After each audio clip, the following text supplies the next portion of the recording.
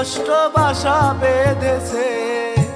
আদরের এই বউটা থুয়া পড়ে আছি এই না প্রবাসে।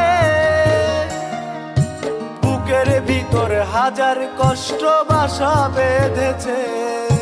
প্রতিদিনই কাজের শেষে রাত্রে কথা হইতো বউয়ের সাথে। একটি কথা বউ আমাকে সারাক্ষণ বলে, ফিরে আসো বাড়ি, আমার লাগবে না বিদেশের কামাই রে।